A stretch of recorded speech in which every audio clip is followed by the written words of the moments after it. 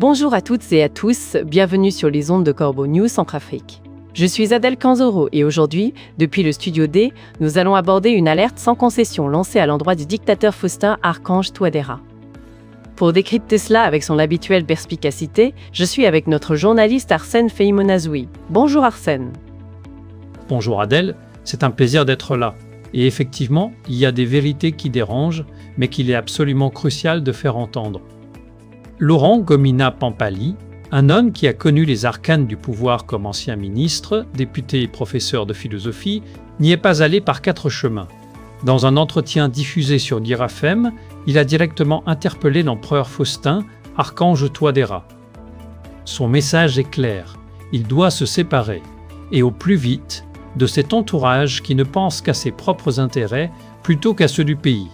Il a tranché en disant « Il doit se débarrasser de ceux qui veulent lui faire du surplace, honnêtement. » Faire du surplace, voilà une expression qui résonne avec une force particulière, Arsène. On sent une absence totale de diplomatie dans ses propos. Pas de précautions oratoires, pas de fioritures pour embellir une réalité bien moins reluisante. Ce n'est pas tous les jours qu'on entend ce genre de conseil aussi direct à l'adresse de l'empereur. Qu'est-ce que cela nous dit de la situation ? Ça nous dit qu'on est au-delà des figures de style Adèle. C'est une parole brute, venue de quelqu'un qui maîtrise parfaitement les rouages internes du pouvoir centrafricain. Pampali décrit un phénomène bien connu dans l'histoire politique du continent. L'entourage proche du dirigeant finit par devenir son principal frein. Ce sont des individus qui accèdent à leur poste non par leurs compétences, mais par leur seule allégeance. Et ils s'y maintiennent, non en servant la nation, mais en contrôlant l'accès à l'empereur. Ils filtrent les informations, écartent les voix discordantes et construisent une réalité alternative autour du dictateur où tout est censé aller pour le mieux pendant que le pays, lui, s'enlise. Donc, Arsène, si je comprends bien, l'empereur Faustin Archange Touadéra serait en quelque sorte piégé, coupé de la vraie vie du pays par ce cercle de fidèles dont la loyauté va d'abord à leur propre personne. C'est une observation qui, d'après Pampali, aurait près de 40 ans de validité dans la carrière politique. Absolument Adèle. Pampali l'a vu de ses propres yeux durant ses décennies d'engagement. Un dirigeant, même avec les meilleures intentions du monde, ne peut rien si son entourage est défaillant. Ses courtisans, dit-il, veulent avant tout se tailler une place à la table du pouvoir.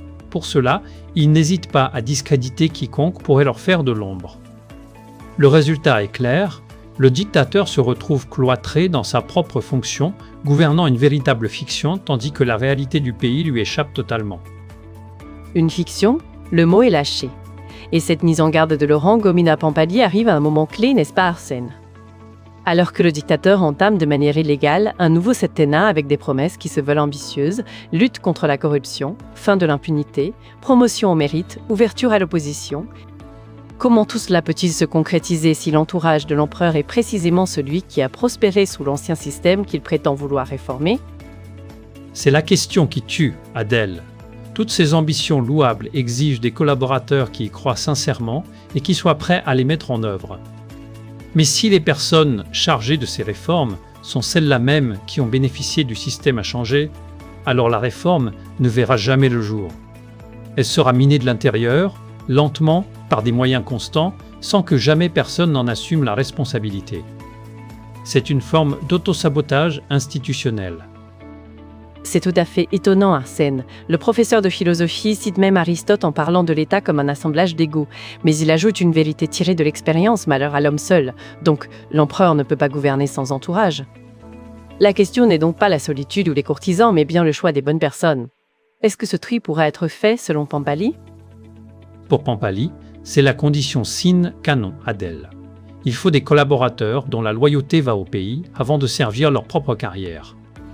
Tant que ce ménage ne sera pas fait, toutes les promesses faites le 30 mars resteront de simples mots en l'air, sans jamais prendre corps dans la réalité centrafricaine.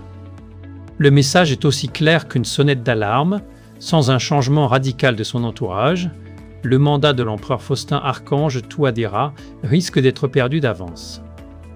Un avertissement qui résonne avec une acuité particulière, Arsène. Merci beaucoup pour ces éclairages percutants. Merci à toi, Adèle. Et à nos auditeurs, n'oubliez pas que Corbeau News Centrafrique est à votre écoute. Vous pouvez nous joindre via WhatsApp ou par téléphone au Pro 136 75 86 ou au Pro 136 62 631 12 86. À très vite. Un grand merci à vous, chers auditeurs, de nous avoir suivis. C'était Adèle Kanzoro pour Corbeau News Centrafrique. À demain pour une nouvelle chronique par Alain Zillo.